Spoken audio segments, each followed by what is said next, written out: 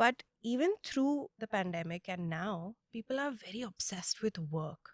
But work gives you money, work gives you success.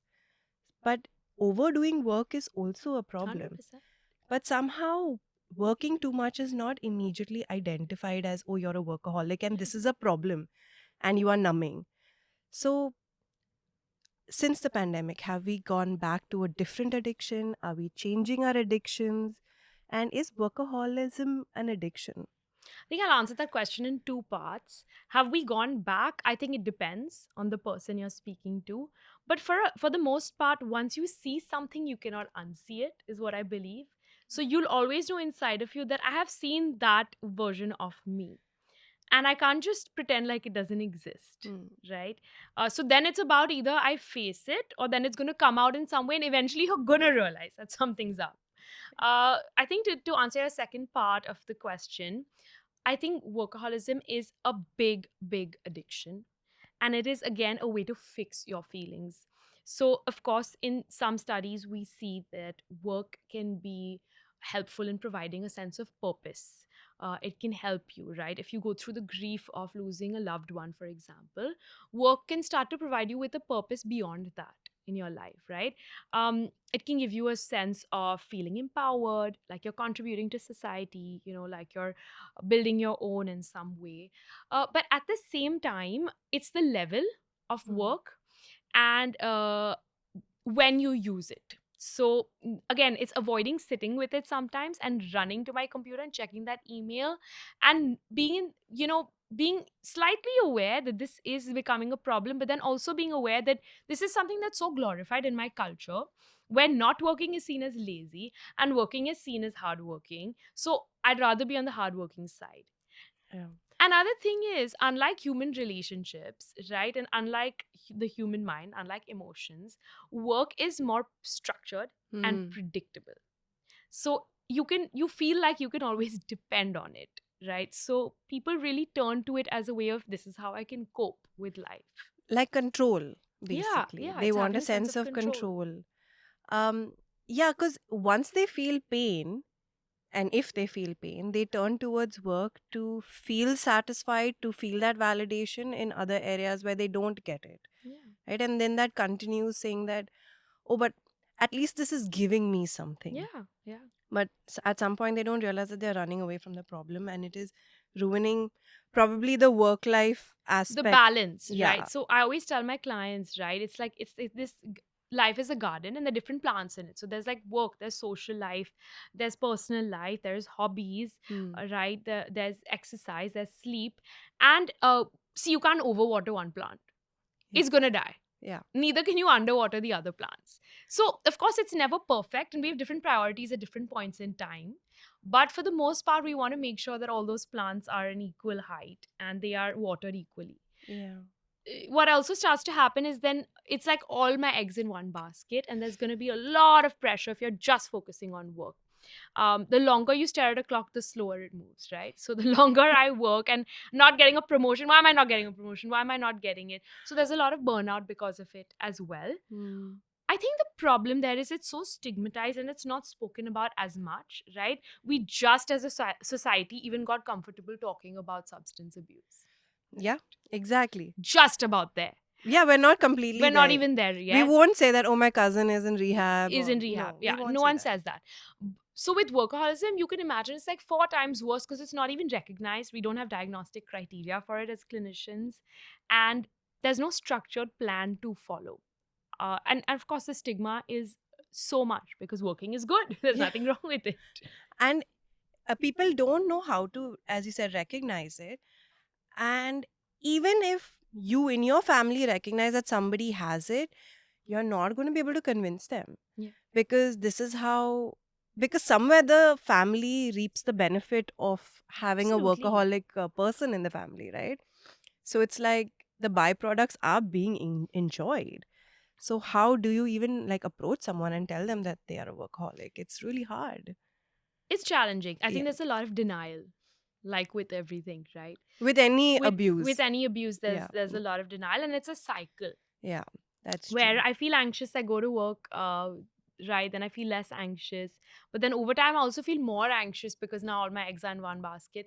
Now I might work harder to get past that anxiety. So it's like a cycle that is very tough to break out of.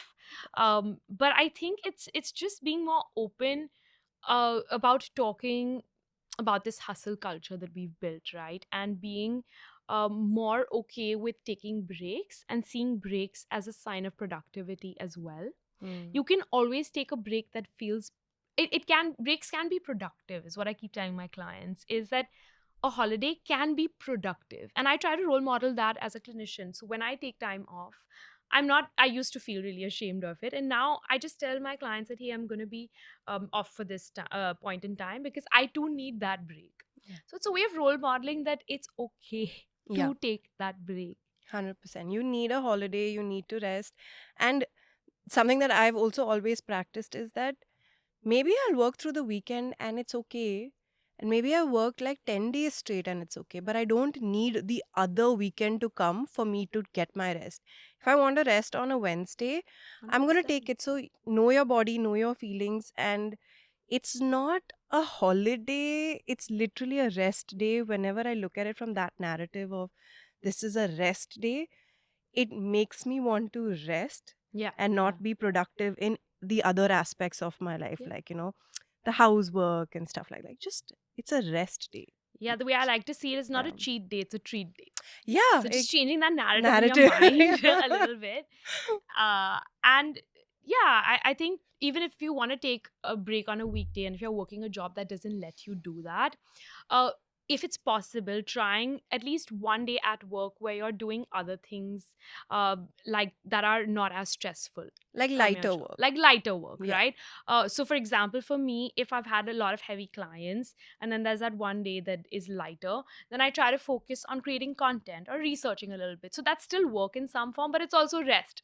yeah, So it's about finding the right balance for you. that's true. And like, as you mentioned about the hustle culture, this hustle culture is something that we hear.